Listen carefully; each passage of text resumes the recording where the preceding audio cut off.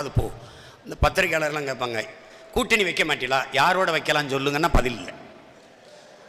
நான் ஊழல் லஞ்சத்தை ஒழிக்கணும்னு நினைக்கிறேன், யாரோட சேர்ந்து ஒழிக்கலாம்? ஊழல் லஞ்சத்தை ஒழிக்கணும் அதானே, முதல்ல இருக்கிற ஆளுகளெல்லாம் ஒழிக்கணும், ஒழிச்சா தான் அது ஒழியும். இல்லைன்னா ஒழிக்க முடியாது, ஒழிக்க முடியாது, அது ரொம்ப கடினம். இப்போ நமக்கு இருக்கிற பிரச்சனை என்னன்னு கேளுங்க. ஊழல் லஞ்சம் என்பது ஒரு நிர்வாக சீர்கேடு.